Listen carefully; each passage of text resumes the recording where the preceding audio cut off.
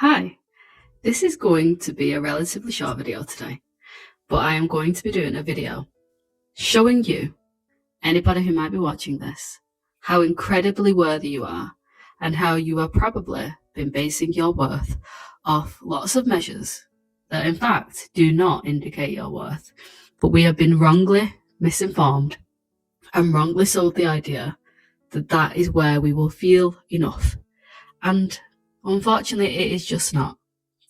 I think that we live in a world that encourages for us to be measured by things like the way we look and how we will get sold that only one look, one body type, one hair colour, one eye colour possibly, one way of being is the only way of being.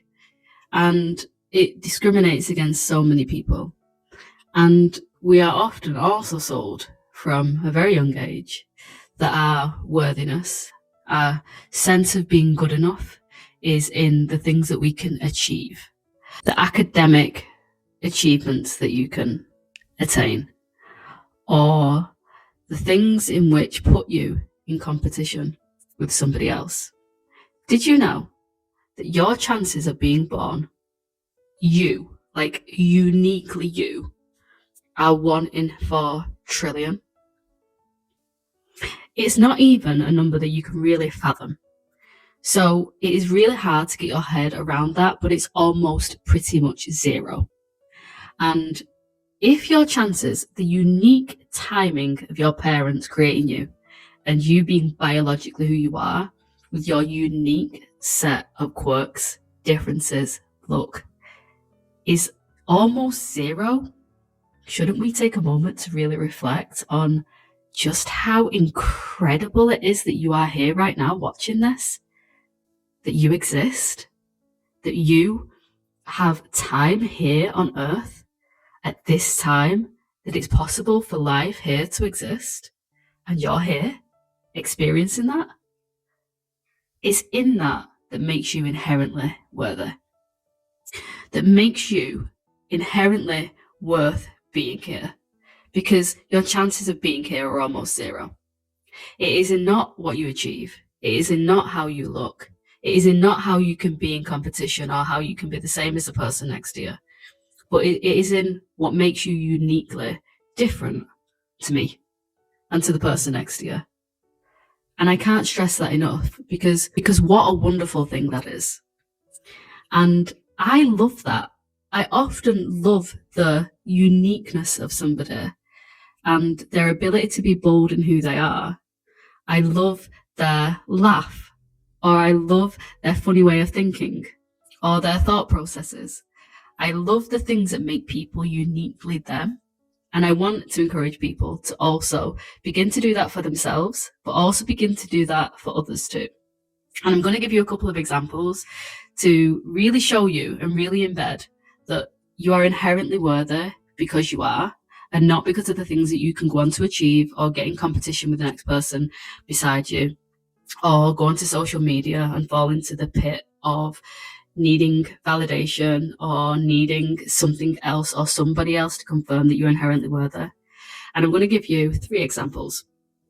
When a baby is born, they are, just like you was, are inherently worthy. They can't do anything at that point for themselves, but they are deserving of love. They are deserving of feeling good enough. And they are deserving of being here because they are here.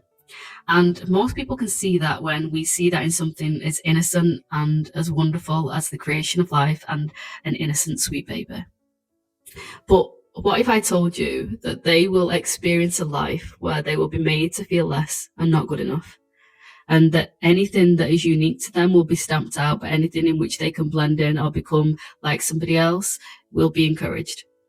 And that they will either like the way that they look or they will hate the way that they look, or that they will be placed in competition for the rest of their life, and their sense of being able to advocate for themselves, which is them crying and getting their needs met, will be diminished with every second that they're alive. Well, if that is true for them, and that is a really uncomfortable, sad truth, that is ultimately what has happened to you. And you know, as well as I do, that that baby was born good enough, and that any sense of pureness that we have in childhood, if we could recapture that, we would. And it's in doing this work, it's in realizing that actually we are just inherently worthy. Another example is that if I said to you, so I'm going to use dogs and cats because usually people are one or the other. I am a cat person, but I actually love all animals. I'm a huge animal person.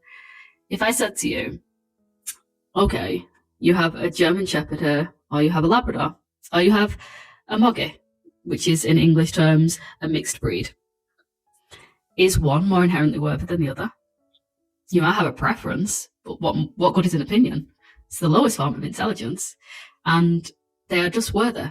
And whatever dog you have at home, or whatever cat you have at home, pedigree or non-pedigree, the moment that you've got that animal, you will love that animal.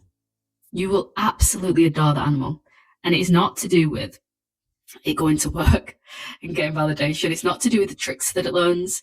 It's not even to do with whether it's toilet trained, because my cat still, if it's even smell its litter tray, decides sometimes to just poo outside of its litter tray. And guess what? I love her so much. And it's not in what she can do for me. And it's not in how she is or how she acts, because she doesn't love attention, actually. I wish she did. But she actually is quite an anxious cat. So the cuddles that I do get from her are a rarity, but it doesn't matter how she presents. It doesn't matter what she can do or can't do, will do or won't do. She's inherently worthy because she is.